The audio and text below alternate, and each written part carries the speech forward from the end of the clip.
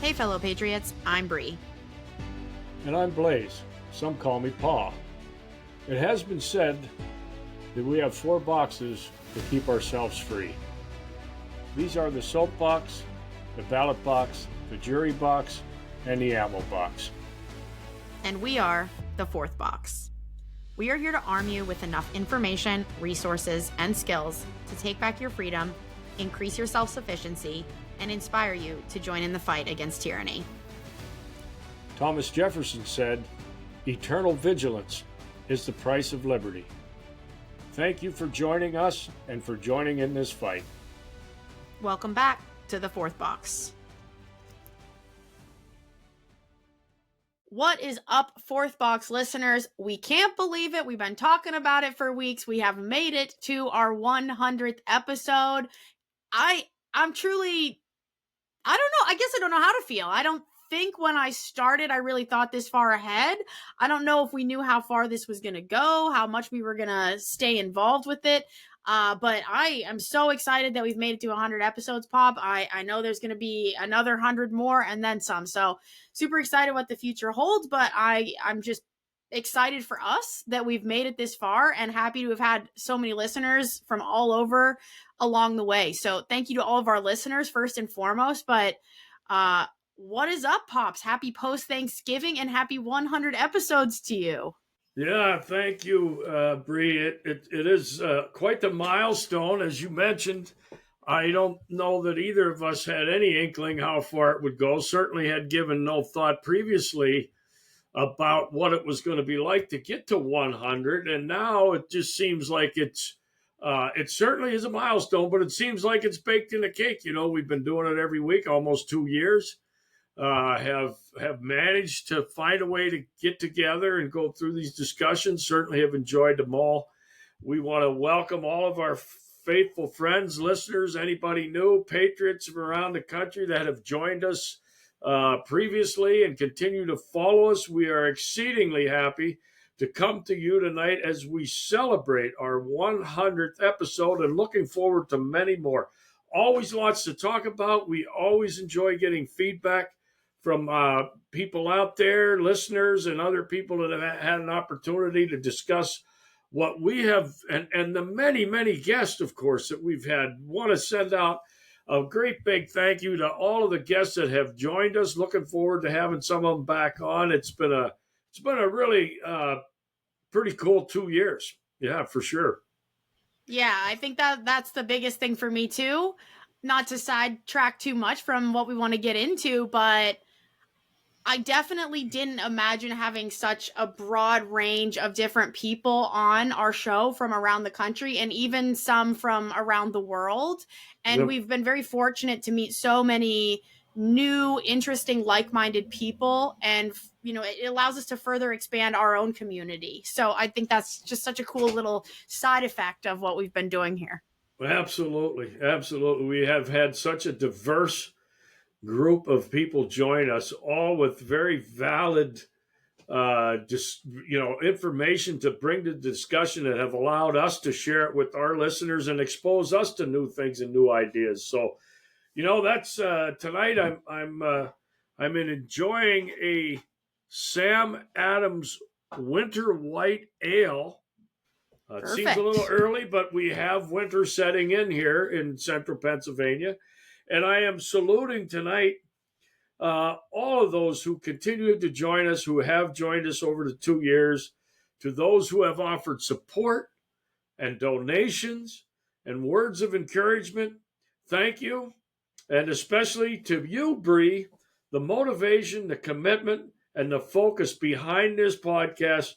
Cheers to you and of all of our listeners. And thank you and hopefully another 100 more and beyond that. So cheers.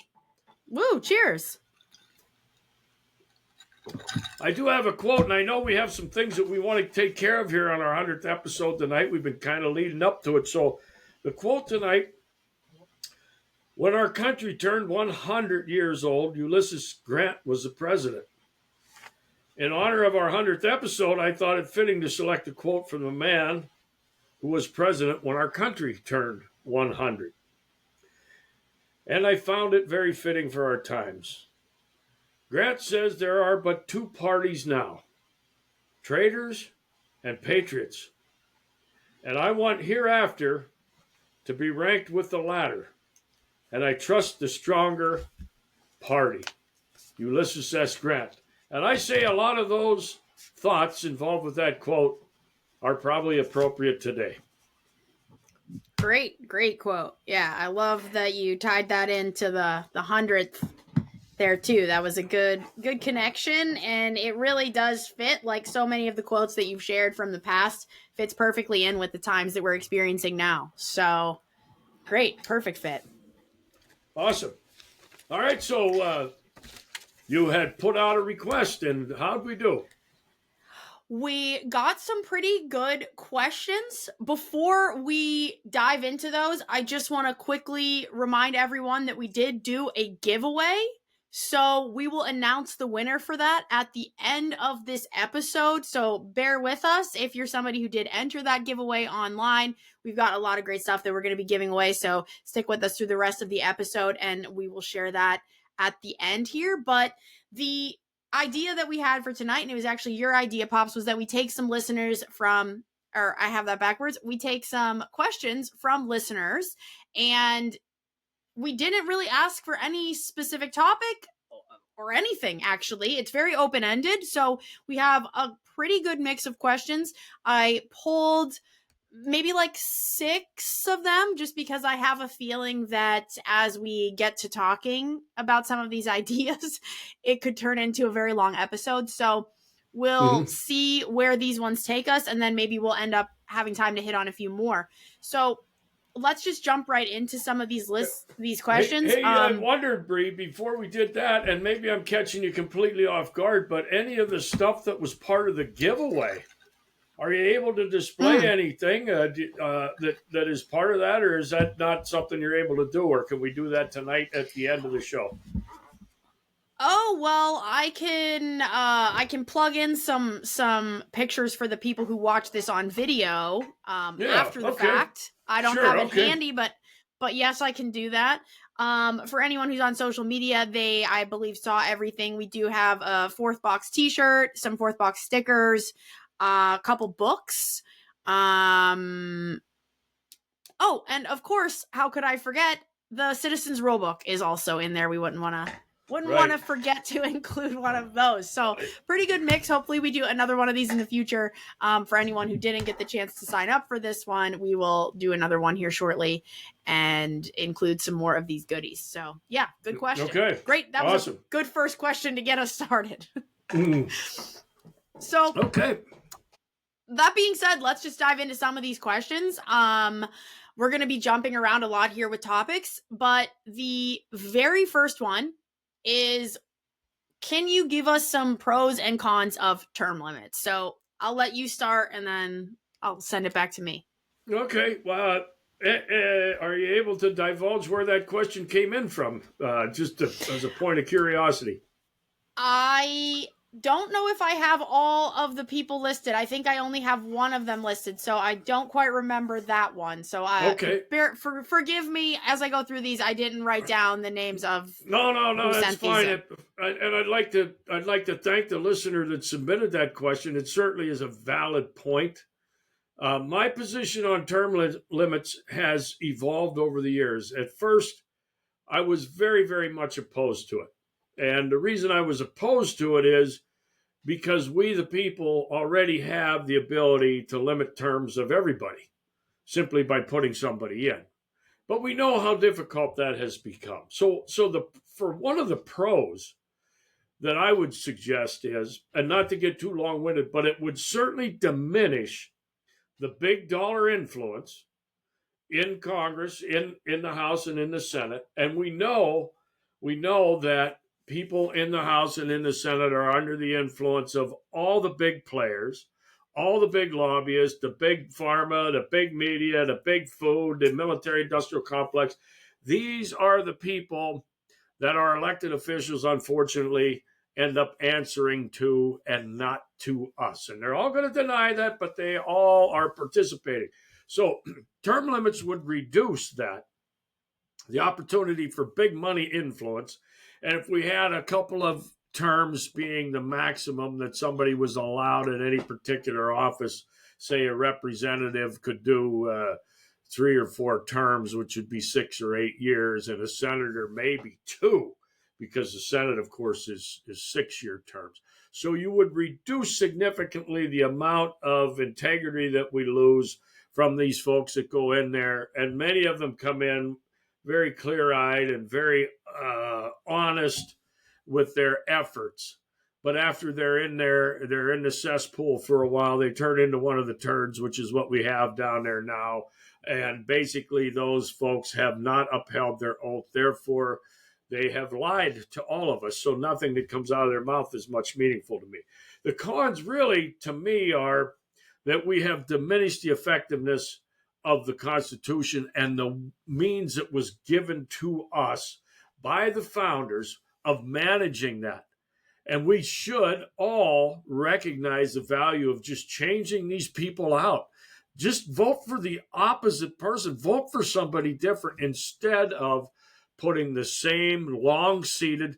Some of these folks have been in there for 20, 30, 40 years. They've been in there. Yeah. Well, guess what? They no longer answer to us. So the cons are we lose our effectiveness that was kind of baked into the cake through the Constitution. That would be my summary of term limits.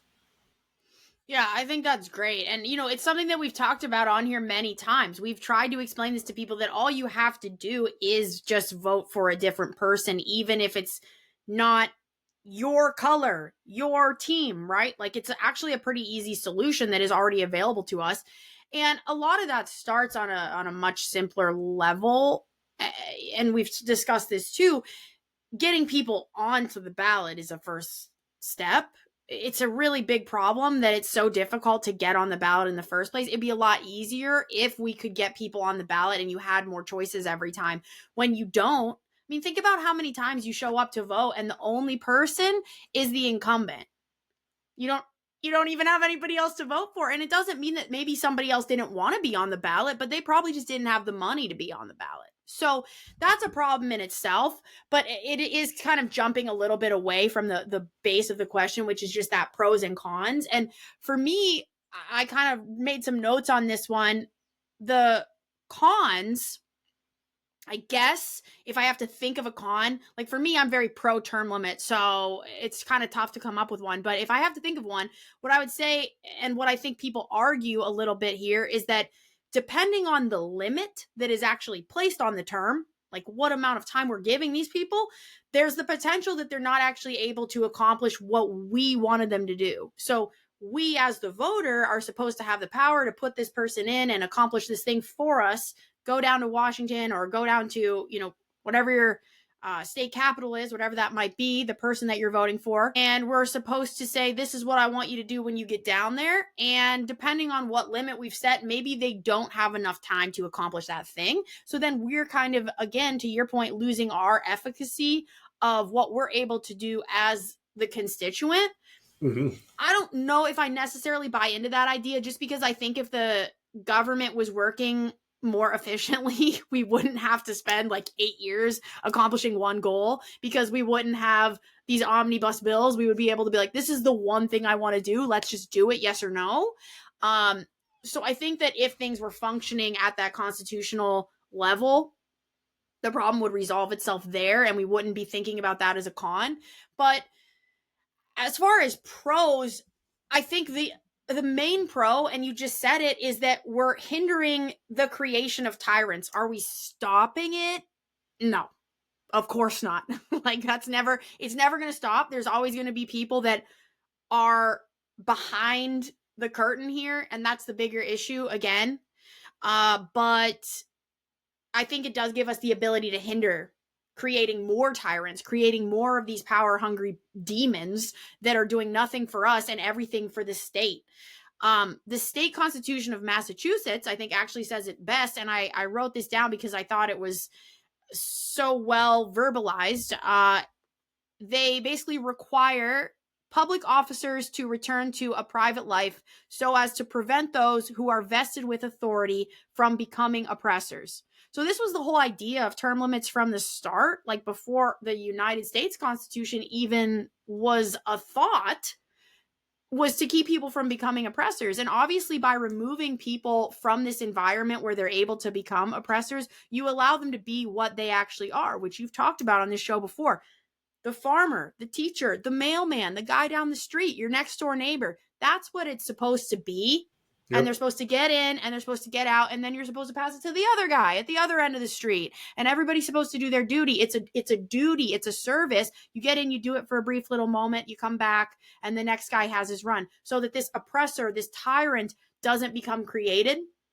And we're not creating people that are slaves to the things that you, again, mentioned, big pharma, the military industrial complex, all of these things. As soon as you put somebody in there and they start receiving handouts from these massive corporations, etc., the whole dynamic changes. Their mission changes. They're no longer focused on what we back home need. They're focused on the paycheck that they're going to receive, because at the end of the day, they're no different than you or me. They're trying to collect a paycheck, right? That's the whole point. I also think that, and maybe I'm the one doing a long-winded answer here, but I actually think that because of all of this, term limits inherently broadens the pool that we're choosing from. When we don't limit the timeline, we allow people to be in there for so long that we're only choosing a few people every 10 years, every this many years, right? But if we're having to choose a new person every 2 years, the pool gets bigger. Because now we have to choose more people to come and filter through. We're not going to go back and pick somebody we picked 5 years ago. That's not going to be a thing. We're going to have to keep filtering new people in, which allows us to get more people in. And I think because of those frequent changes and requiring that larger pool of people to choose from and to take these positions, it actually would give us the ability to return to the Constitution, because when we're choosing from the farmer or the teacher or the cashier at Walmart, we're saying, hey, you got to go sit in office, and here's your rule book, here's your instruction manual, and it's the Constitution. It's that whole thing about you're starting with a blank canvas, rather than taking somebody who's already created their own ideas and already has been manipulated by whoever it was that taught them. Most likely, they were in law school at some Ivy League college, and their idea is already formulated, and their viewpoint of the Constitution is already set in their mind. And now they're going into Washington with a skewed vantage point. Whereas we take somebody who doesn't know shit and we go, here's your Constitution, read up and just follow this. You'll be fine. You'll be out in 3 years. We'll send the next guy in. You're going to return to the Constitution, because now these people are focused on the actual thing that they're supposed to be focused on, rather than some other agenda that forced them to even seek out this office in the first place. Of course. Yeah, that's one of the very paradoxical things about this particular issue is the very people that are required to make this change are the people that will be affected by it. So guess what? You need Congress to vote this in. They have to vote to fire themselves. That's correct. And then you know what'll happen if you did happen to clear that hurdle. You know what's going to happen next? Somebody's going to file a lawsuit. They're going to take it to the Supreme Court, and I would be willing to bet that the Supreme Court would say term limits are unconstitutional, because they effectively are. There's nothing in there that says that. So that's fair. Yeah. So I think it's a very good question, and it's certainly something that we should all ponder. But we, the people, make the laws. So we can even overrule the Supreme Court, mind you. It takes some doing, but it can be done. Those people can all be recalled too, folks. They are not God. But anyway, great question. Whoever sent that in, we certainly appreciate it. It was a great question, and very relevant today, as it has been for a long time. Yeah, 100%. So hopefully I didn't go too long there. I expect I will on some of these, but that's okay. That's what we like to do. So the next one is a really, really lovely question. I think it's really interesting. So I'm going to kind of give a backstory on it once I ask it. Regarding the temporary Johnstown Flood Tax in Pennsylvania, what other temporary taxes are still lingering out there? That's the gist of the question. And before I send this over to you, I would just like to say that this is a really interesting question. And I'll be honest, I didn't really have awareness of this at all. So thank you to Tom, actually, a neighbor down the road from you. This is one I do have a name on, for this question, because it forced me to look into it, because I didn't know, I didn't have any info here. And I thought, well, how are we going to answer this question? I mean, I'm sure you have an answer, but I didn't. And I wanted to know more. And isn't that the whole point of this podcast? So I looked into this a little bit, and the backstory here is that there was a pretty severe flood in Johnstown, Pennsylvania in 1889 that I believe, Dad, correct me if I'm wrong, actually impacted some of our distant family members. Am I right in thinking that? I think so. Correct. Yep. Okay. So in 1936, a temporary flood tax was enacted to help the victims of this flood. Why it was 40 years later, I don't know. Maybe you can expand on that. But it was basically a 10% tax on liquor, where the extra money that was coming off this liquor tax shortly after Prohibition had ended, was going to help the communities that were affected here. And it worked. I mean, they were able to collect a great amount of money, and it worked splendidly, so splendidly, in fact, that several years later they made it permanent, and it became the 18% tax on liquor that PA still has today. So like I said, I didn't even realize that this was something that happened way back in the 30s, and I didn't realize it was where this high tax on liquor came in the state of Pennsylvania. I didn't realize that's where it came from. So it certainly makes me question how many taxes of this nature exist in every other state, and what they maybe were kind of spun into. Maybe now they're considered to be something of a more modern tax. I really would love to look into this further and actually do a full episode on it. But for now, I'm just going to defer to you here and get your answer on this one. Yeah, so there's a whole lot of things here to pick apart. And I wish I had an answer for the specific question about how many other taxes are out there lingering. I expect there are a lot of them, both at the state level and at the federal level. I expect that during wartime there was taxes that were imparted that maybe had never gone away and all those sorts of things. So there's a whole lot to pick apart here, and not to get too focused just on one. One of the things that I think needs to be done in this particular question is how did that particular act, how did it stack up with the Pennsylvania Constitution at the time it was enacted? And a thing to remember here is if government finds a place where they can generate money that ends up coming into their coffers, as it was suggested, this goes into the state general fund. So what that means is this money that comes from an 18% tax on liquor dumps into the state general fund, which is the money that the Congress and the governor ultimately end up selecting where it gets spent. Do you think any of those, governor or the state house or the state senate, have ever made a recommendation to cut back on spending? So this is what happens. It never happens that they suggest we're going to cut down on spending. That's how you know we're dealing with a uniparty here. They pretend, they go through all these motions and gyrations as if this is something they want, but they don't. And I know I'm not answering the question. I'm only going to suggest I have not specifically researched, but I would suggest that there is a lot of taxes that have been put in place for one specific thing or another, and I don't know that that is constitutional in and of itself. But they have never gone away once that flood of money started going into whatever jurisdiction it was, whether it was the state level or the federal level. Now, the state level and the Pennsylvania Constitution, which I am somewhat familiar with, probably has more latitude than the U.S. Constitution does to put something like that in place. But to get down to the very specifics, I don't know if that authority was in there at the time. That so for a specific event, we're going to charge people all over the state to take care of people in a very isolated area. Undoubtedly, it was a big problem. Undoubtedly, it affected people in that area immensely. But now all the people of the state are going to carry the burdens of that. That sounds a little bit like socialism to me. So to me, yes, there are other taxes that have been put in place. And let's just start with income tax, for example. And that is never going away either, despite all the bluster. And maybe I'll be proved wrong there. But once the government finds a way and people get used to paying it, they're not just going to get up one day and say, oh, okay, we're done with this. We don't need that 18% tax on liquor anymore. And this, incidentally, is another point here.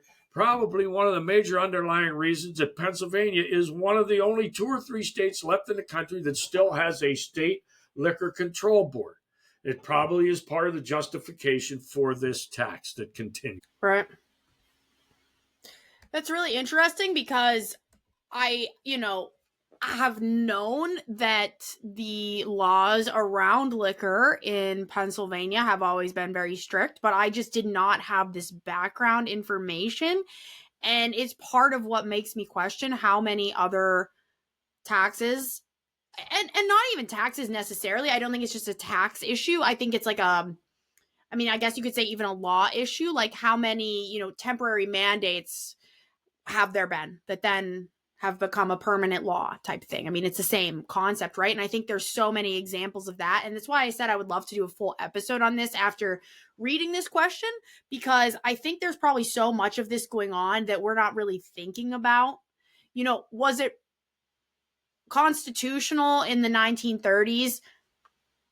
Maybe yes, maybe no. I guess we'd have to go back and look at that specifically. But whether it was or wasn't, did they think it made sense at the time? Sure. Does it make sense for people today in 2025 to still be paying something that originated from disaster relief on their liquor? Like, how many people? I mean, Pennsylvania is a pretty, heavily drinking people, I think, as far as I know. Heavily populated. Yeah. Well, sure. I mean, how many of these people, the point I'm trying to get at here, in referencing the amount of alcohol consumed by many of the people that I know in the state of Pennsylvania, do they realize that this is the tax they're paying? Because I would wager to bet they do not. No, of course not. Mm-hmm. This is why these taxes exist. And this is the whole point of questions like this. I'm so glad this question got asked, because I think that there are some people floating around out there, right, walking around that have this information in their head and they go, oh man, isn't it crazy that we're paying 18% on liquor because of a flood that happened in the 1800s? Yeah. And everyone else is unaware, but make a few more people aware and you're going to have people suddenly being like, whoa, wait a minute. Mm-hmm. Let's talk about this. Let's dissect why this exists and should we change it today? And then maybe you'll gain some traction. But I'll tell you this. Right now, as it stands, with almost nobody realizing this is in existence, or this is it started as a temporary tax, it's never going to change. If anything, they'll bump it up. Yeah. We're so numb to it. We are so numb to it. It has just been commonplace. We just accept it. Nobody asks why. Why, if I go to Ohio, New York, Maryland, any other bordering state, why don't they have that? Why am I paying so much more? Because of something that happened 150 years ago. And to bring this thing full circle, all the way back to the first question, that is how you fix the problem. Instead of leaving these scoundrels, thieves, cheats, and liars in office year after year after year, put some new people in there that say we are tired of paying taxes that originated 100 years ago to take care of a problem that was 140 years ago. We are tired of this. We are cutting this down. We are going to pare down government to stay within the bounds that it was intended to. And we're going to cut out all this unnecessary taxes that you've been stealing from us to fund illegal programs. And if you had term limits in place and you put new people in there that weren't bought and paid for by these big interests, we could change these things. So that ties nicely back into that first question. Yeah, I think so too. Yeah, it's a great question all the way around. And to be honest, I think we could go on this topic for a while. I've got a lot more I think I could say on it. So again, thank you to Tom for that question. We will certainly come back to this one because it's full of interesting history that I think could give a lot of education on some of the problems that we're experiencing today. So we'll circle back to this in more depth, because I do think that there's a lot we could talk about here. So great question, and I hate to skip off of it, but Yeah, the only other thing that I would offer from the 30,000-foot view is this is government in a nutshell. If it finds a way to get money and nobody puts a screeching halt to it immediately at the end of that thing, they are never going to give it back. That is the government that we live within. yeah, 100%. 100%. That's true. And we've seen it time and time again, which is why I would like to look into how many other taxes like this are out there. Because, this is one example in one state. I bet there's something like this in every state when you start digging into it. And again, not to keep going on this one, but like, I think it's so interesting that you have so many people who do run for office and say, I'm going in there to fix the economy, to save you money. And yet they get in there and they discover that there's tax like this that exists, but mum's the word, they're not going to tell you shit about that once they find out. Yeah. Once they find out it's contributing to their paycheck, you're never going to hear about it. So sorry. Yeah. So, all right, let's move off of this one. It was a great question, great topic. But this one I really, really like.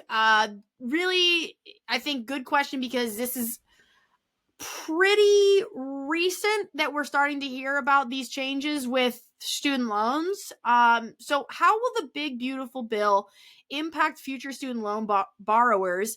And what do you think the rationale is behind Trump's cap of $200,000 on professional programs and $100,000 on other graduate programs? So, Pops, if you don't mind, I'd like to answer this one first and then send it over to you. Please. Yeah.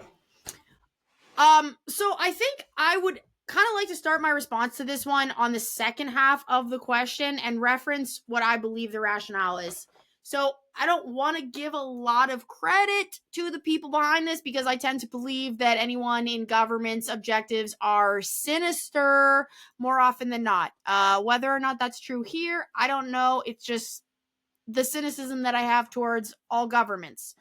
But I kind of see this as a cornerstone in what I would consider a necessary step in fixing the American economy. And this might sound like very crazy that I could make this jump here, but I really believe that one of the biggest problems in why the American economy sucks the way that it does and why we are so heavily indebted is because our higher education system is completely broken and needs to be scrapped, like 100% scrapped and started anew.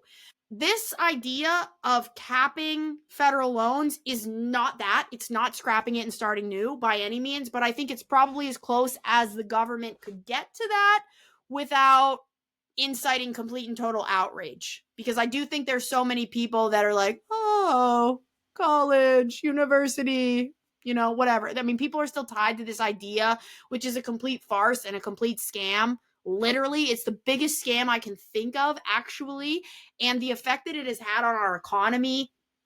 I mean, look at real estate. The real estate market is it's an absolute disaster. And this, I think, comes from this as well. Look at the job market comes from this as well. Like, all of these problems stem from the fact that our higher education system is broken.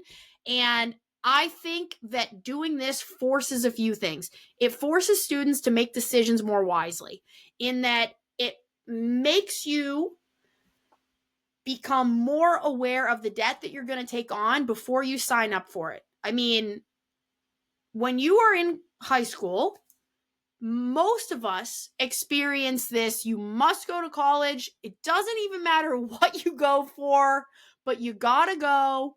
And it doesn't matter what amount of money you spend, because that's the whole point. I mean, you just go and it works. It'll just buff out after you go. You'll get your degree.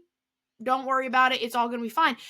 And when you're 17 years old, 18 years old, signing your name on a document that will indebt you tens of thousands, hundreds of thousands of dollars, it doesn't mean anything to you, because you don't really have any concept of money. And people aren't explaining to you what it means to be in debt in that way. So you just do it. You go, it's what I'm supposed to do. Cool, cool, cool. You sign your name on the dotted line and you're a slave to the system already. You don't even understand how the system works yet, but you're enslaved to it. And I think that this whole situation of capping some of these programs and the loan limit on these programs, I think makes people go, well, maybe I should think just a little bit more carefully about it, because how many people go to school undecided? Tons of students start college as an undecided major. Okay, well, if the number you can borrow is limited, you're not going to spend 2 or 3 years just taking classes that don't mean anything, because now you can't just spend willy-nilly until, your heart tells you what direction you want to go. You have to think about things a little bit more thoroughly. So I think that is one thing. Because of that, will lessen the demand on bullshit courses and bullshit degrees. So all of these gen ed filler courses that get filled with students because they don't know what they want to do, or because they're just taking these kind of generic courses in the beginning while they're like, I know I want to be in science, but I don't know what I want to do with science. And there's all these classes that are very general. I think it lessens the demand on that. It also lessens the demand on full degrees, full 4 years of courses that you and I have discussed many times, Dad, where, there's how many majors out there that are like kind of only perpetuating themselves. Like if I graduate in this field, the only thing I can do is teach other people this thing. So the job doesn't exist anymore. All you can do is teach people about the thing. That's not a job. We don't need that major to exist. If you want to read about it in your own time, cool. That's a great hobby. We shouldn't be making people pay $100,000 a year for it. That's obscene. And it's disgusting, and it's part of the racket that these universities are caught up in. So I think that it lessens the demand on the universities for some of these things that are completely bogus, which basically forces the university to adapt their curricula. I think this cap will make universities adjust what they're selling and the price they're selling it for to make it so that they still have customers. That's what we are as students. We're their customers. So it's kind of forcing the hand of these institutions that have been ripping off entire generations for decades. And I believe because of this, it's not actually limiting the option for students. I think people look at this and say, oh no, there's so many people who won't be able to afford higher education because of this, blah, blah, blah. I don't think so. I think that if this actually works in this way that I am theorizing, what it should do in time is create more opportunity for students, because if there's a way that the system can self-correct, then more people will be able to afford more of these options long term. The system has to correct itself. It has to. I don't know if this is what's going to fix it. I do think it might be a step in that direction. Unfortunately, this isn't the only piece of that puzzle. Private loans aren't going anywhere. That's still a thing. Federal loans can change. They can cap, their cap can change. The cap that they put on these things right now, it's $200,000 and $100,000, right? And we have certain programs that are falling into each category. I don't really see this as that big of a change, actually. I don't think it's as big of a change as people are making it out to be, because federal loans always have put a cap on some of the loans that they give to students, on the amount that they will lend to students based on their program, et cetera, et cetera. That's always been a thing, actually. And there's a lot of students, either current or, ex-students who are still paying on loans, that have multiple loans because the Fed has capped those things. So they have a federal loan and they have a private loan, and there's multiple loans they're paying off, and it's because of this. So if that part is true, then we're not really actually changing anything. And for that reason, it won't affect future students at all. And again, long-winded answer. I know I feel really passionately about this one. These are my thoughts on this. Pops, let me send it over to you before I keep going. Yeah, a lot to talk about here. Again, from the overview, we are here at the Fourth Box bringing you what we believe to be the constitutional vantage point for a lot of these issues. So remember, the federal Constitution, 10th Amendment says the powers not delegated to the federal level belong to the states and or the people. Delegated means it's specifically spelled out. Nowhere in that Constitution is it spelled out that the federal government is to be loaning money to students or to students' family or to anybody else for that matter. That's Freddie Mac, Fannie Mae, all the rest of the crap that they've got. But that's the overarching thing. And we know we are so far removed from constitutional adherence. Most people don't even know it. They just expect that the federal government is there to do its bidding and to provide funding for it. Here's the real problem as I see it. For over 10 years, and it might be closer to 20 now, we've been saying that higher education is shot. Education in this country, even at the lower levels, is shot. It's a self-perpetuating business, mostly spends its money on marketing, convincing us gullible Americans that a 4-year degree in college is necessary, or you're going to be groveling, picking shit with the chickens the rest of your life. Here's the fact of the matter. For over 10 years, more than 50% of the people graduating with a 4-year degree will not work in the field that they spent all that money to get that degree. So guess what? If you spent $100,000 on a car and you got it and you put it in a garage and you never used it and it was never going to be worth what it was the day you bought it, would you have spent that money? That is what these people are doing. We are so out of touch with reality. We're so caught up with keeping up with the Joneses that we think we have to send our kids off to get some bullshit degree that will not enhance their life a step beyond what they have achieved when they got that pinned onto their collar or whatever. That is it. Hey, undoubtedly, there are many people that go off to school and they get a good education and they provide benefit to society. But when 50% or more do not exercise the education that all this money, somebody is not making good investments. So why would the federal government be interested in doing it at all? Because it's addicting.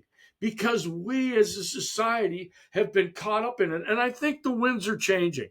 I think people are recognizing there was a much bigger need in the trades. Guess what, folks? AI is coming, but it ain't going to do everything. And who's going to fix them robots? And who's going to all of these things? I think the tides are changing, and there's much more emphasis being placed on what for 30, 40, or 50 years we were steering our students away from. Oh, you don't want to be a plumber. You don't want to be a welder. You want to be sitting in an office with your feet up on your desk. Well, guess what? At some point, that house of cards come crumbling down. And the only people that are really going to add value to society are those that can provide a service or a good that society wants and needs. All the rest of this nonsense, it's fluff. And because we as a society were so interested in keeping up with the Joneses, we bought into it. But to go back to the very beginning, federal government has no authority, none, zero whatsoever, to be handing out taxpayers' money in the form of loans to students. If you want to be a student, make your own decision, figure out how you're going to pay for it. But why the hell should I have to pay my taxes into something that somebody's going to get a degree that they're never going to use? I refuse to participate. I don't want no part of it. If you want to go to school and get an education in something that you're not going to do anything with, you pay for it yourself and figure out how to pay for it. Don't put it on the backs of the American taxpayer. Yes, of course.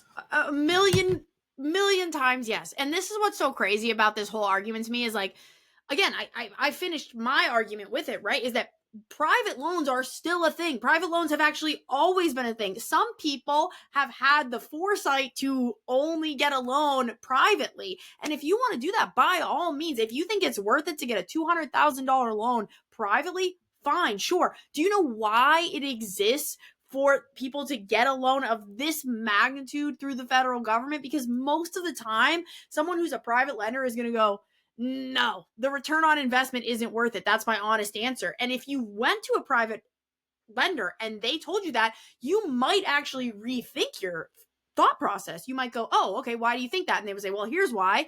Because you're never going to get a degree in this field and you're never going to make enough money to pay me back. And you would go, oh, okay, I guess I won't do it. I'll do something else. So the whole federal lending thing is a complete and total lie. And it's built into the cake when they give you that loan that, as you said, the taxpayers are going to be who's going to pay it off.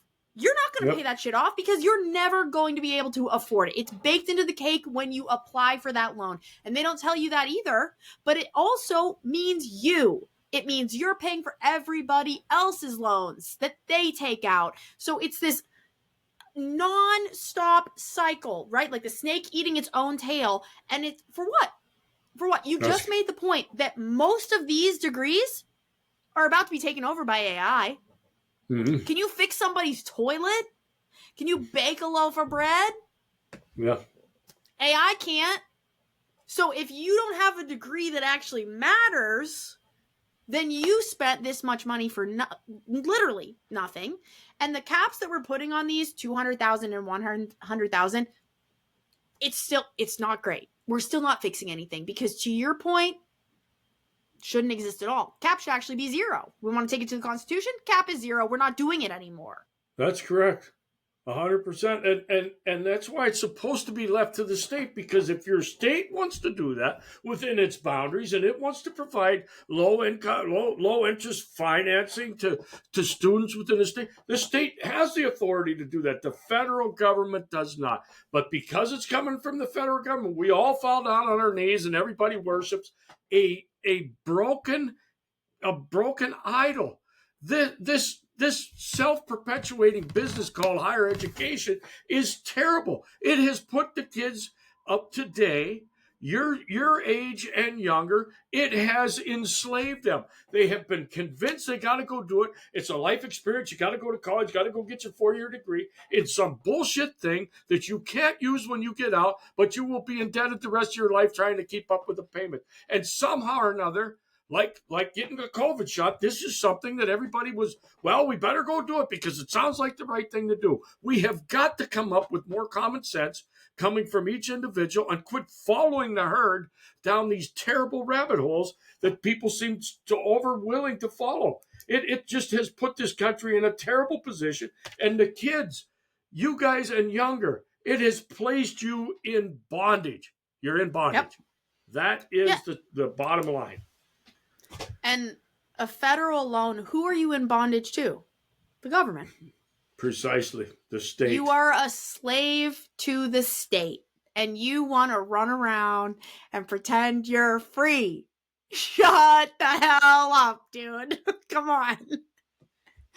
So, great question. Oh my God, I love this. We should take questions more often. I know we try, but I'm glad we actually pushed the issue this time because we're getting some really, really fun stuff. And I know we're already going pretty long here. So let's skip ahead a little bit. This one I'm just going to defer to you. I'm not even going to throw my hat into the ring because I want to kind of speed things up here a little bit. What are your thoughts? And I think I kind of know where you're going to go already. What are your thoughts on some sort of modification of Social Security for younger people? What about an option to opt out and invest on their own, et cetera, et cetera? Of course. So Social Security, this was I think a Franklin Roosevelt thing. I think it come into being during the Roosevelt years, and I think he had to be in his 3rd or 4th term before he had enough judges on the bench to get it through, because by no stretch of the imagination is this thing constitutional. I think in the very beginning it was voluntary, and here's the bottom line to me. And again, like we talked about earlier on tonight, it's a big pool of money that all of a sudden government sees coming in, and they can't keep their hands off of it. They can't keep their hands off it, so they're using it for all kind of other things, and this is exactly what happens. But my bottom line to this, and I think you were alluding to it, it's another thing that the government sells to the American people, we being so gullible and believing that those people are down there truly looking out for my best interest. Oh, it's going to save money for me, so when I retire, I don't have to take on the responsibility of figuring out how to provide my own retirement. I'm going to give it to the federal government of all people. If you're going to give it to anybody, Give it to the banker, the baker, the butcher. Give it to some. Do not give it to your federal government and think that somehow you're going to come out winning. How? Anyway. anyway, so I mean, let's be real. You're better off burying it in a hole in your backyard. Come on. Without question, because not only did you use it to put what you believe to put away in a safe box, lockbox, which is what they called it years ago. It's going in a Social Security lockbox, which got nothing but IOUs in there right now, by the way. Why do you think we're $37 or $38 trillion in debt, not to include the unfunded liabilities, which, by the way, are your Social Security and Medicare monies? They have used it, abused it, and they've all spent it.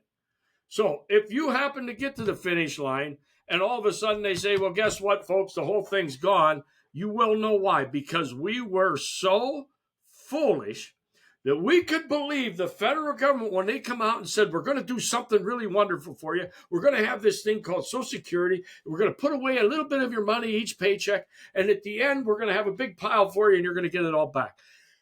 It's bullshit. They've overspent it. They've tossed it around. And not only that, but there had to be a manipulation of the Supreme Court makeup in order to get this thing through. It is not constitutional. Show me the delegated authority that said, and here's how they did it. They said, well, the federal government does have the authority to tax. Well, it does. And if you look at that, there are very specific type of taxes, and the income tax and Social Security tax are not part of that. But this is how they, after they manipulated the number of justices on the bench to get this thing through, this is what they come up with. Now we are left with a handful of debt. So if there are any, to get back to the question, and great question again, this is great. I had a lot of fun. If there is any opportunity to modify the level of participation or whether or not you have an option of putting it someplace else, the federal government don't even have the authority to tell you that you have to save money for your retirement. If you get to the end of the line and you don't have anything, it's not the federal government's responsibility. It's not anybody else's responsibility.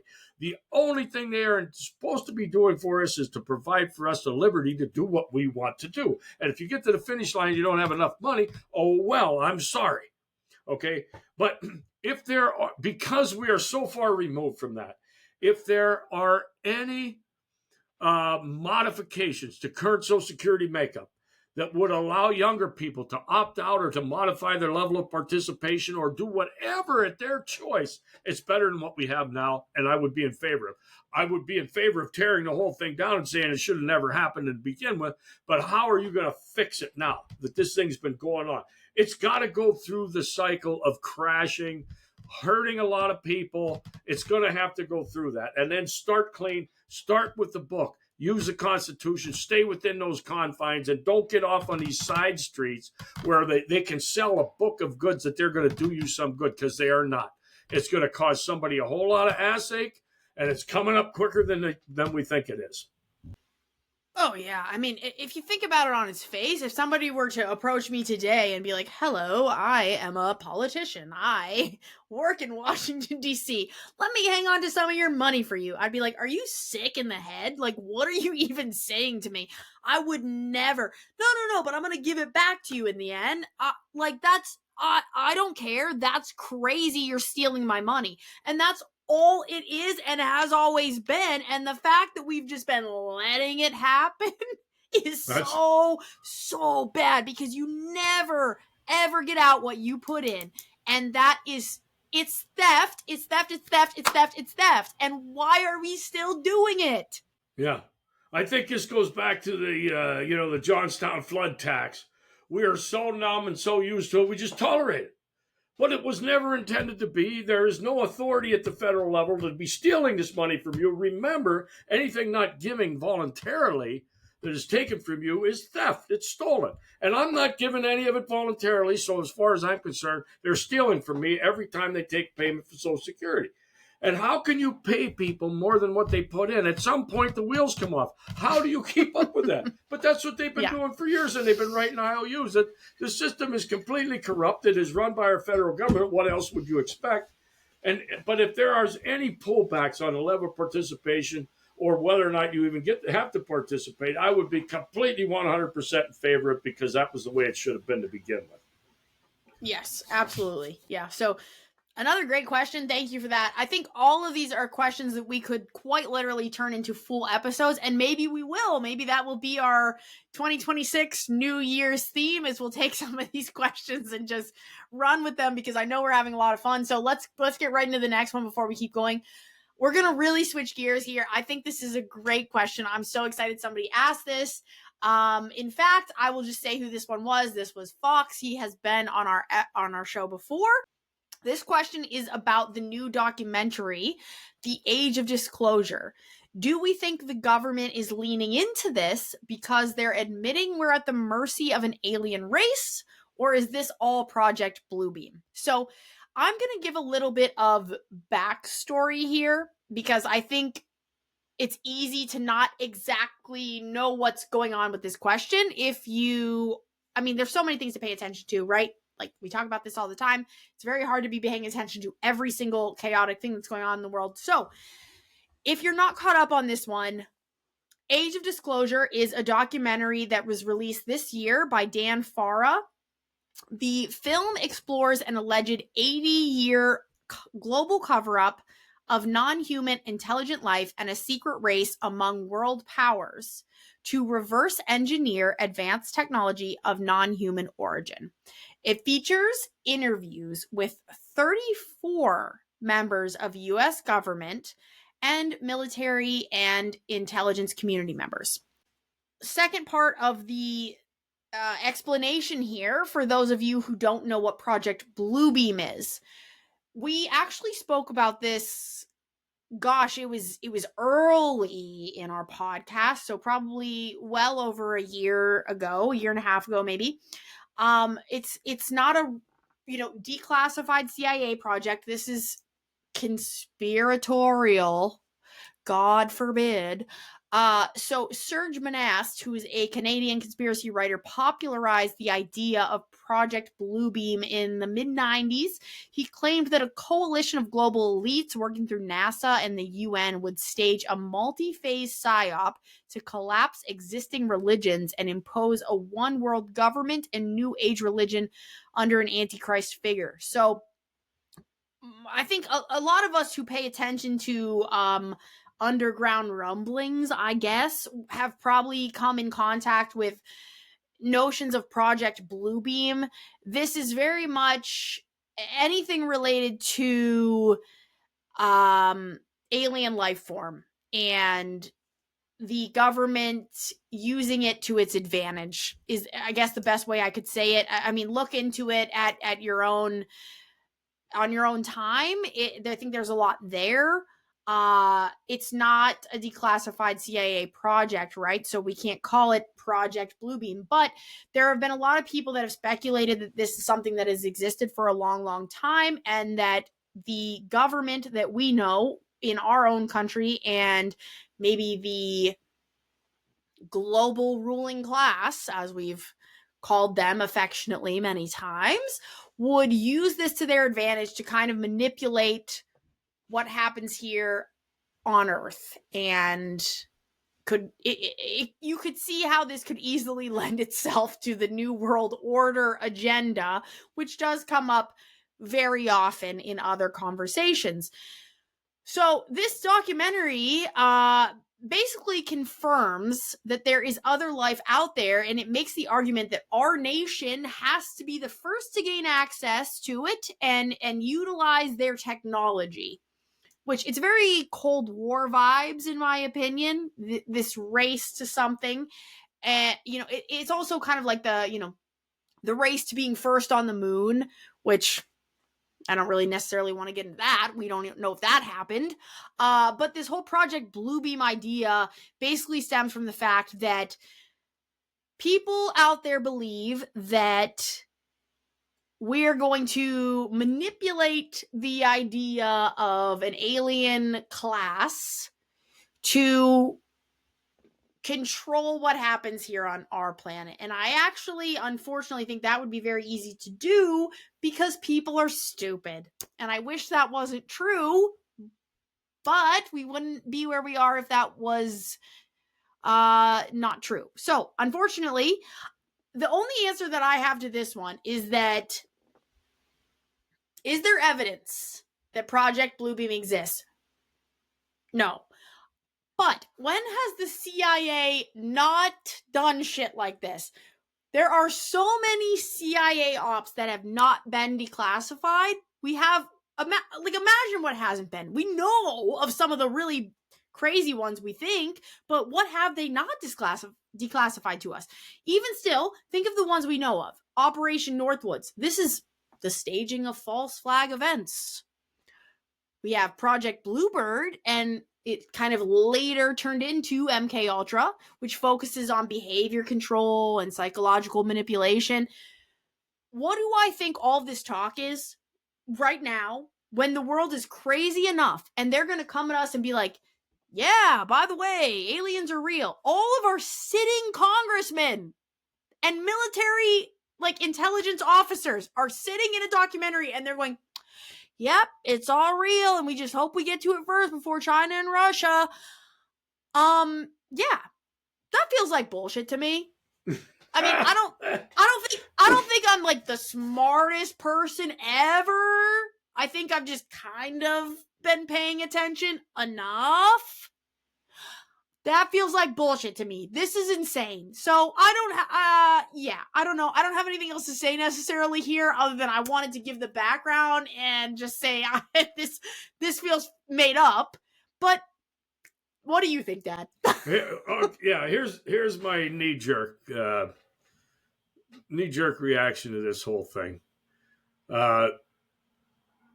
Always, it benefits government to scare the hell out of everybody. The CIA has been used to do this, used to manipulate minds, mind control, use of the media for mind control, use of sports and all kind of other things to steer us down the paths that they want us to go, basically turn us into sheep. Okay. So I think those in government, as I stated back during those days, that the whole COVID exercise was a bit of a test balloon, in addition to being able to get a toxin put into a lot of people that is now rendering people, ill or dead. I think that may have got enough bad press that they'd have a hard time with a similar type scenario. So let's just completely change the story. And they've been floating this UFO thing around. Maybe they're real, maybe they weren't, but I don't know of anybody that has confirmed them to be a threat. But now all of a sudden the government is going to take this and they are going to twist it into their advantage. You know what I see coming out of it? I see a new tax that we're all going to have to pay so that we can more thoroughly investigate the aliens that are amongst us and the UFOs and blah, blah. That's what I see coming. And we are all going to be thankful that the government is stepping up. I'm more than willing to pay my taxes so that I can be safe, because they're going to protect me from the UFOs and the alien beings that's what I see. So I think, to me, maybe I'm all full of crap. Maybe they're right here and I just aren't smart enough to see it. But what I really sense is that every time government comes up with something that sounds scary, it's a new boogeyman on the horizon, COVID, AIDS, blah, blah, blah, Vietnam, all of these things we got to get our people up and ready for, and we sure as hell got to raise taxes to fight this off. And that's what I sense coming out of it. More than anything, it sounds like it is a collaboration of the deep state, the globalist cabal. Let's bring America further to its knees. I don't think we can get another COVID by. I think that there's going to be probably too many that say, nope, I'm not falling for that again. Let's get something else. Let's get a new boogeyman on the horizon. That's where my knee jerk goes. There might be more details to it, but that's my sense about the whole thing. You know what's funny about this to me is that the examples you just gave were COVID and AIDS. Oh, you mean two things that were created by the U.S. government? Right. Oh, yeah, I can't possibly imagine what else could be created by the US government. Certainly not aliens. And look, I've said my whole life, universe is a big place. I don't know. How do Yeah, I know? that's correct. There could be 25,000 Earths with people just like you and me out there having a podcast right now, for all I know. Yep. However, when the government comes to me and says, you better be nervous, Yep. I've got questions to ask. And I'm not going to be nervous. I'm going to be asking, what are your motives? Why are you telling me this? That's the first thing always. So, Project Bluebeam, for those of you not watching this on video, I am doing quotations because allegedly this is a conspiracy. This isn't a real thing that exists within our government. It certainly sounds like something our government would do to me. And whether or not it is, can or cannot confirm. However, I think, to your point, Dad, there's always a means to an end, and that end is most typically money being poured into the coffers of our government for probably some global elites that we do not know the names of. But the point is always the same. All of these questions always lead back to the same answer, in my opinion. And yeah, so anyway, I think that's a really fun question. Is there anything else you want to touch on before we dive off this one? Yeah, 2 points I wanted to make. I forgot to mention. I also think, from the globalist perspective, deep state perspective, that the whole Green Deal is running out of steam too. So I think this lends itself to the next thing. I think the Green Deal is running out of steam. I think the COVID thing, they've got all the mileage they're going to get out of that. So this is the next big thing. And secondarily, the point I wanted to make was, guess what? What really, really concerns me about this is, as we just talked, and a lot of these questions are tying together, which I really find interesting. It's really fun. Just as we talked a while ago, that people are gullible enough to believe that they're really going to get something out of their 4-year education that they spent $100,000 or $200,000. They're going to be the same people that believe we got to be.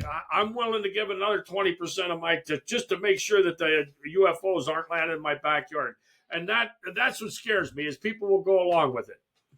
Yeah. Well, I agree with you. I completely agree with you, because in my head, I see questions like this and I hear rumblings, and I think, no, there's just no way. I mean, this is so absurd that there's no way we can be buying into the nonsense again. But you're absolutely right. Yep. People will 100% get on their knees. Yep. Govern me harder, Daddy. We've seen that meme. Yep. Oh, God. Please help me. Exactly. I mean, what? Yeah. So, yeah, I think you're right. All these questions kind of like, the answer is the same for all of them. Interestingly enough, I thought the topics were very different, but in fact, the answers are the same. So, all that said, another great question. I think there's so much there. I think there's a lot we could expand upon if we had the time. Let's move into the next one. We've got a couple more I want to get through before we sign off, so we'll try to make these next couple quick. I've got some answers queued up for this next one. What do we think of Erica Kirk? And this is an interesting question. We're really kind of verging away from some of the stuff we talked about tonight.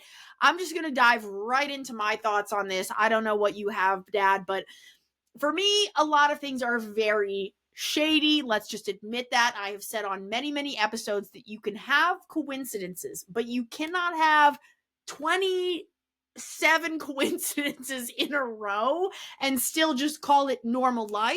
That doesn't work that way. So obviously, we have a lot of weird stuff going on with Erica Kirk. The Charlie Kirk assassination is still a very hot subject, I think, for people who are paying attention. For some people, this one was a hot item, and then it just floated away like many other things do. But I still think there are a lot of people that are hanging on this one because it very much feels like a JFK type assassination in modern day. And in the time of JFK in the 60s, in the 70s and 80s and the later years, we did not have the ability to communicate on a worldwide scale and share ideas and send instant information that we were gathering the way we do now. So it's kind of the same level of, was the government involved? But now we have the ability to talk about it right as it's happening and right as we're getting that information. So I think there are still people that are very tied up in this, and they should be, because it's directly relevant to a lot of the problems that we're experiencing in the world. So that all being said, everything going on with Erica Kirk, I understand this question because this is very weird. People want to know, was she involved? Was she a honeypot? What is her level of influence in this sphere that we're thinking about when we're talking about what happened with Charlie Kirk? What I know is that she participated in Miss USA pageants when it was still owned in part by Donald Trump. Is that a little weird? Sure. Was she a reality TV star? Also, yes. Also, a little bit weird. Erica's parents have very strange ties to things like Raytheon and the US government. That's odd. I mean, that already is weird, even without the other stuff. Erica Kirk was involved with a humanitarian effort organization that was later linked to Romanian child traffickers. That's weird, okay? We have all these pieces that on their face alone are weird. What does that mean with her involvement with what happened with Charlie Kirk? I don't know. I'm not going to speculate to know. What I know is that we do not have a quarter of the truth of what happened in the Charlie Kirk assassination, just like we don't have a quarter of the truth with what happened in Butler, Pennsylvania when Trump was shot at. For all I know, and like, hey, don't mishear me, okay? I was very much like, vote for Trump. Hell yeah, this is crazy. Blah, blah, blah. I can't believe there was an assassination attempt. But at the same time, I'm also like, is it possible that that was all staged? Sure. Like, there's nothing I won't question, ever. So that's a possibility too. I'm not connecting these dots necessarily, but what I'm saying is that when we're thinking about Erica Kirk and her relation to Charlie Kirk and all these things, there's a lot of things that just are weird dots. The dots exist. Don't blame me and other people for connecting them. We're not like creating a crazy conspiracy by connecting dots that already exist. The dots are real. Whether or not you want to put the time in to connect them is up to you. That's fine. What do I think? I think that Eric Kirk took the position of Charlie Kirk in Turning Point USA after he stepped down. Turning Point USA was a very, very big proponent of Trump, of America First, all these things. Charlie Kirk, as we've come to know, prior to his murder, was that Israel was pushing on him hard, and they were saying, hey, let me give you X amount of dollars. Let me put this amount of dollars in Turning Point USA. And Charlie Kirk turned it down. He said, no, I'm not doing that because I don't want to be a slave to a government. Again, connecting to other questions that we've had tonight. He said, I'm not doing that. It's a little weird when we look at all the other dots that I just mentioned, that now Turning Point USA with Erica Kirk at the helm has accepted that money from Israel into the organization. A little weird, okay? Do I think that Erica did it? No. Do I think that she is a pawn in the same game that most of these people are caught up in? Yes, absolutely yes. Because I think that this game that I'm talking about, when we're talking about the global elites every single week, I think it is so much bigger than most of us realize. I think its fingers, its little spider webby, its spiny little legs, I think it connects to so many pieces of so many puzzles. And I think you can look at almost anything and it directly correlates. So, what are my thoughts on Erica Kirk? Did she murder her husband? No. Was she involved? Yes. Was she ever in love with Charlie? I don't know, but was she probably someone who was put into position by a global overruling power? Yeah, I think so. I really do think so. Because I think that most of the shit that we see in politics at all on a global scale is made up, and it's all theater, like we say all the time, because there are people out there who are working very hard to control the entire human race.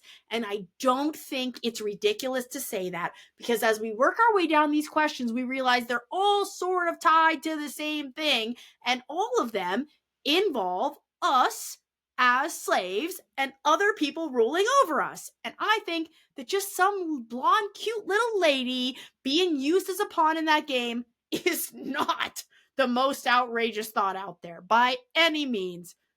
Pops, what do you think? Yeah, I'm kind of along with you on that. I mean, all of the specific points and details that are brought up and making these connections and all that.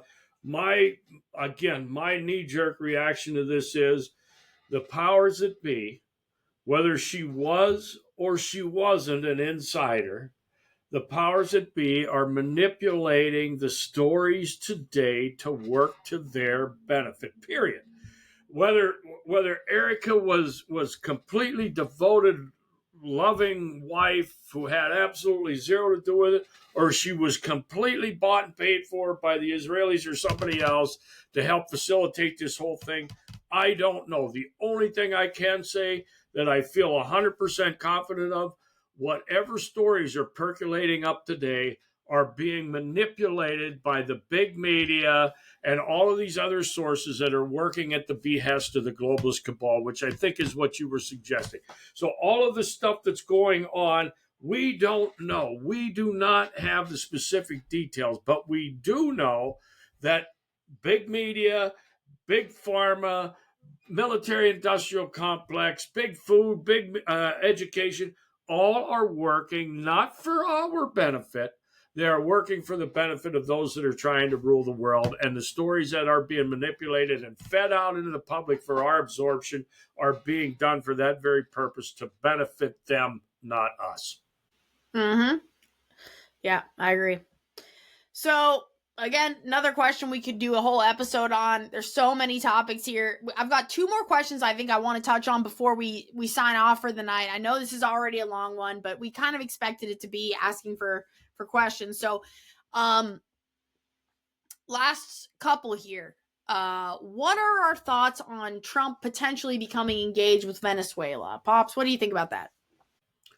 First of all, as we've talked about a lot of points tonight, without a declaration of war by Congress, which means the voice of the people, or it's supposed to, it would be completely illegal.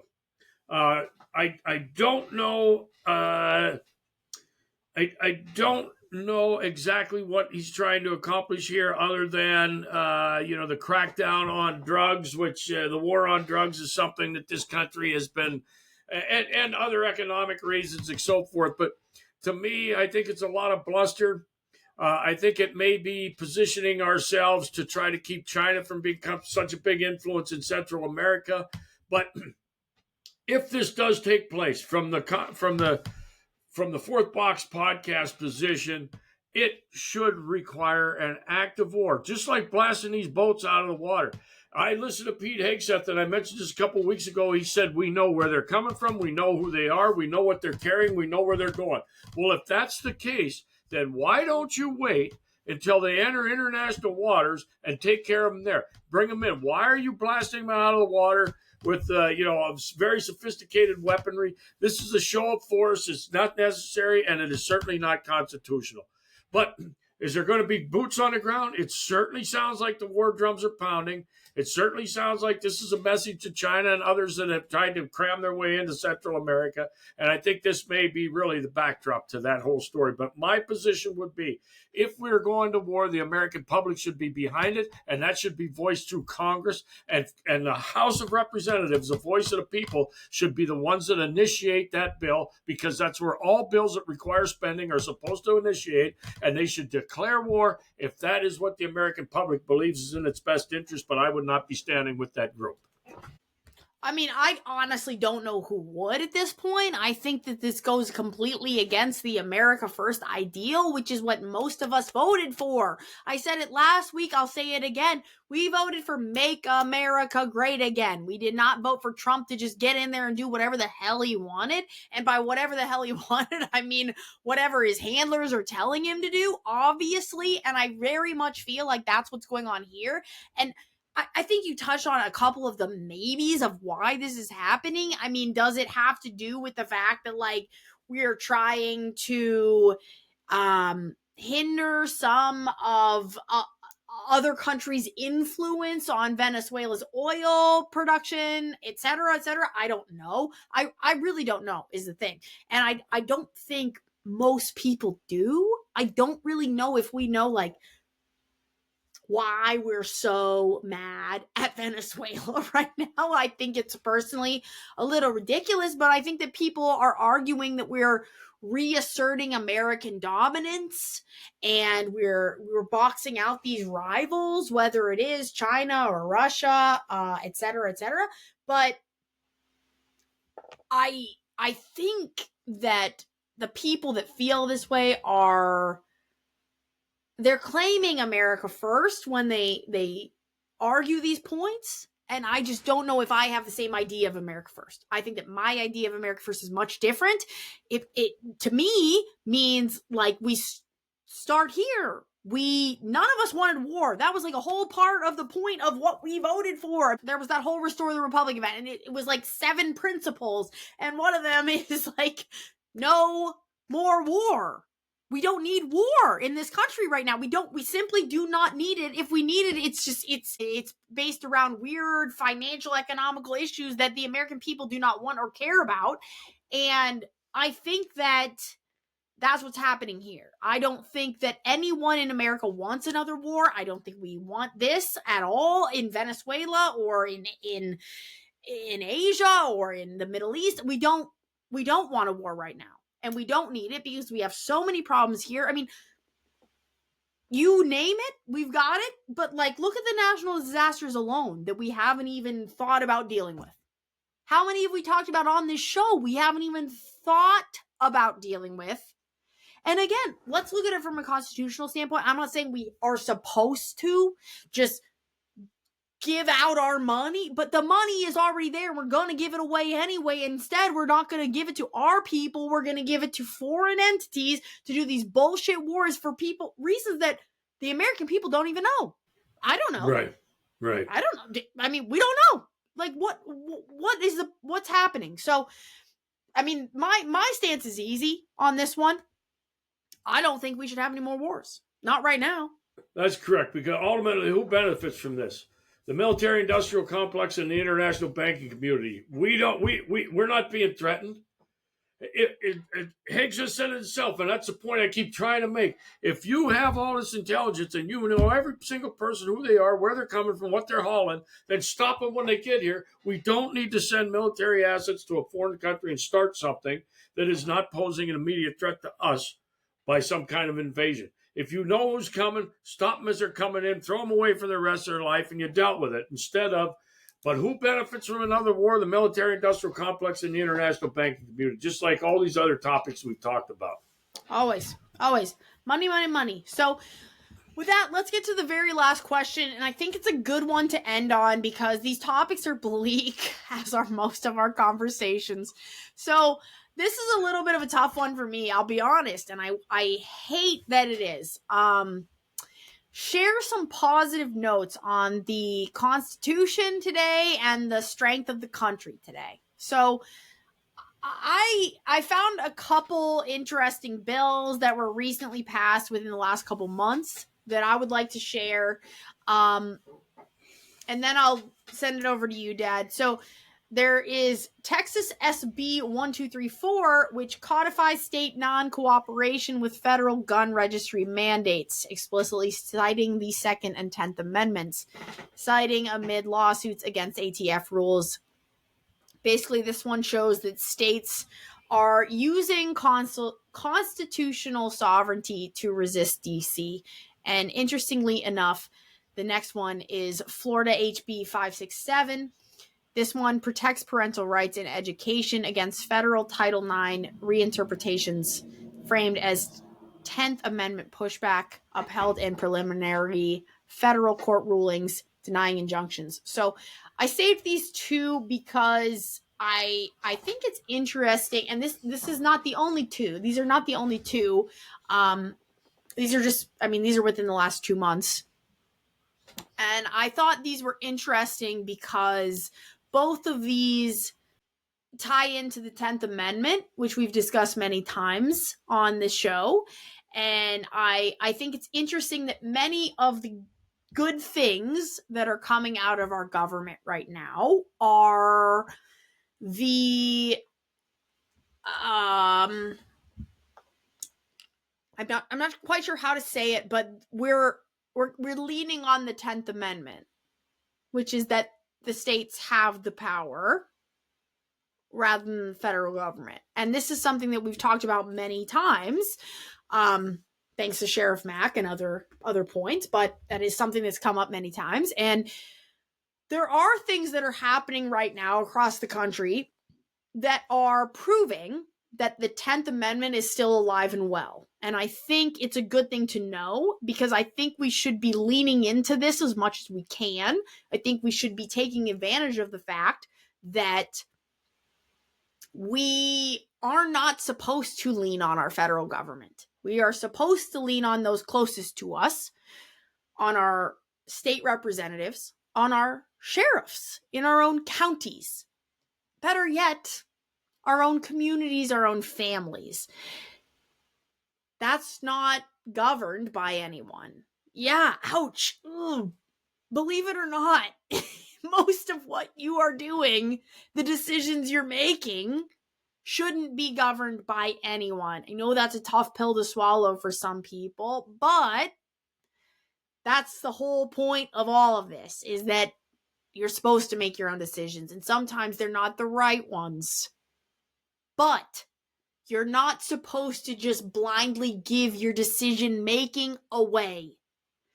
Maybe sometimes you make the wrong one, but at least somebody else isn't making it for you.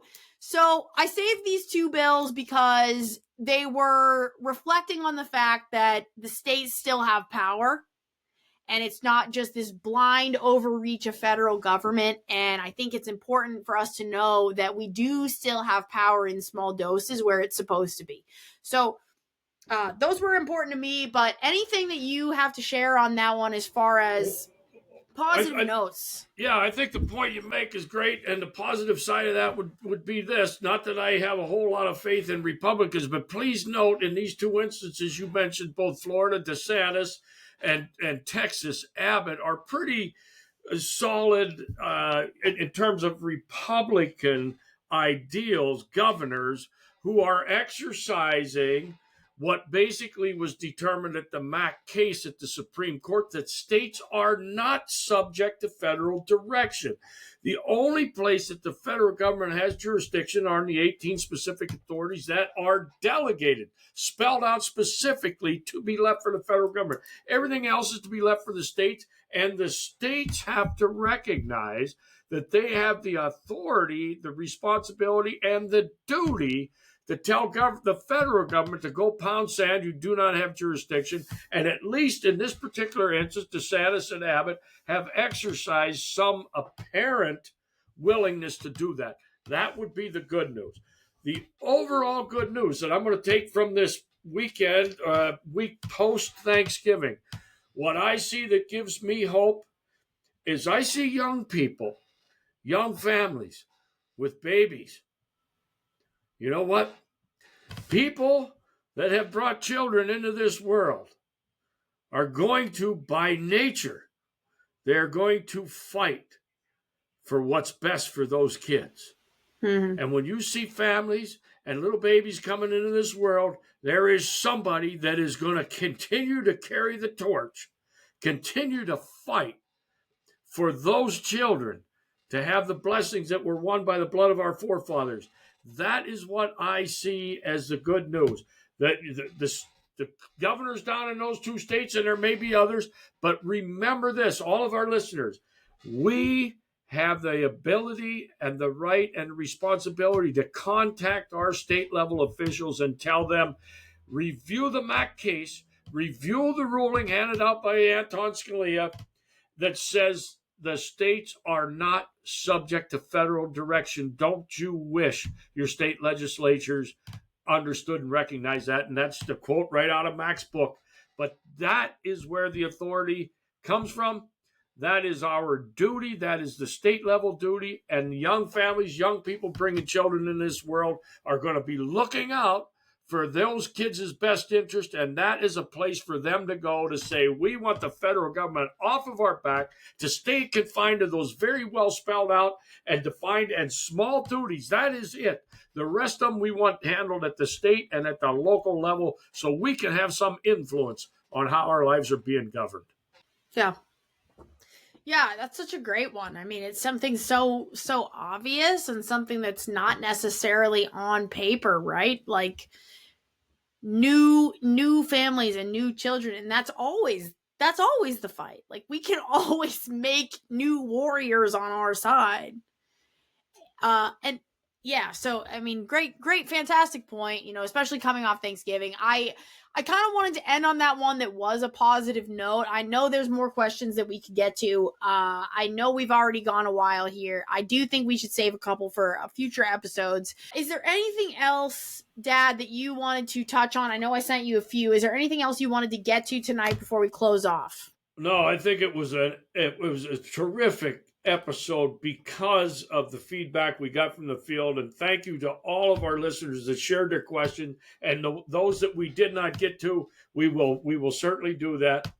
Before we get to the very end with the Bible verse, I did, after looking at the makeup of some of these questions, I wanted to look for a quote, and I was familiar with it, but I didn't know who had stated it, so I went back and I found out, and I have that quote to add to the end for tonight. And it says, the more corrupt the state, the more numerous are the laws. And that is what we are living in. We have a federal government that only has 18 specific authorities, but we have mountains of laws coming out every year. What does that tell you?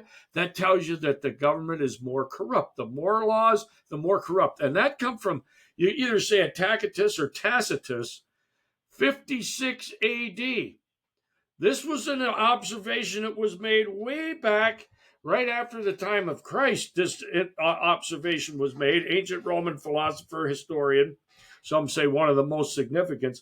The more corrupt the state, the more numerous the laws. So you know what you're living under, and only we can change it. Yeah.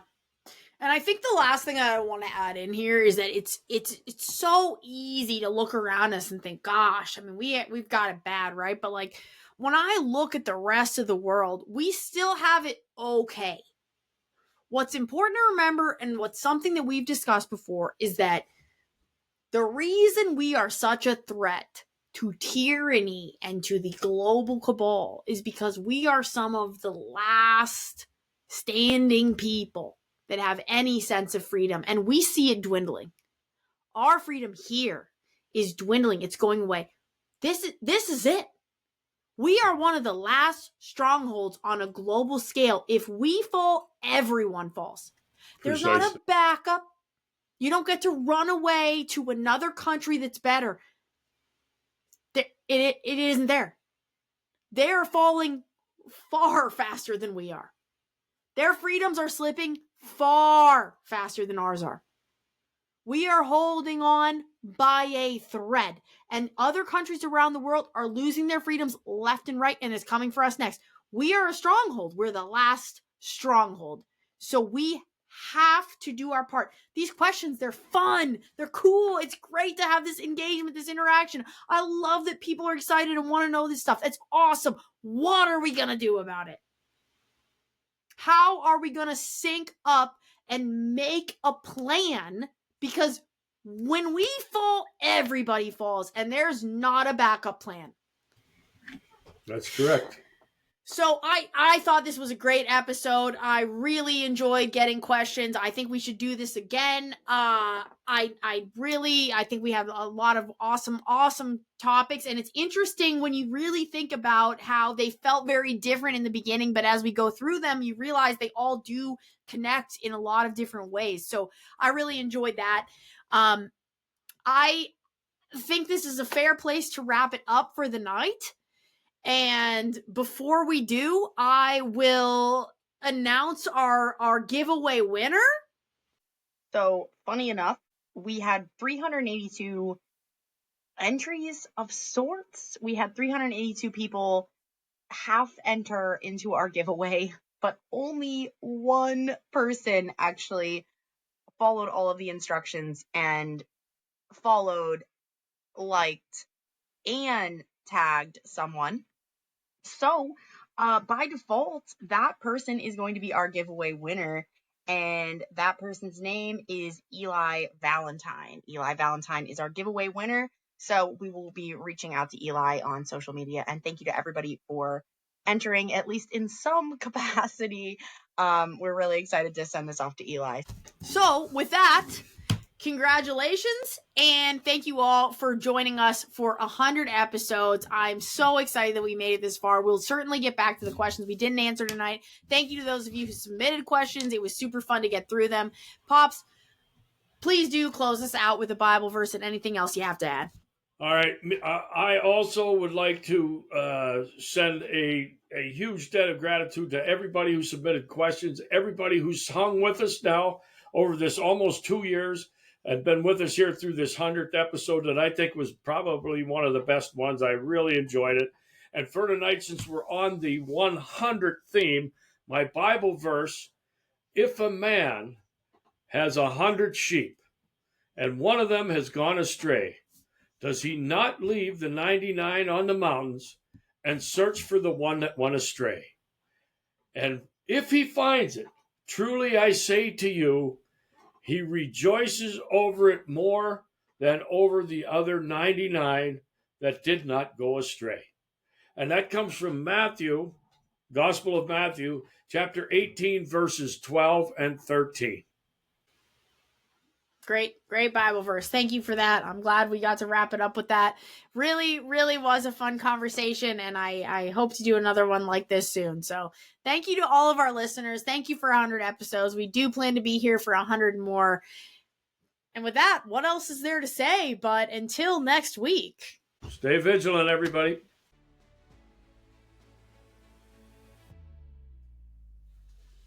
Thank you so much for listening. We really do appreciate the support and truly love getting to share this message with anyone who wants or needs it.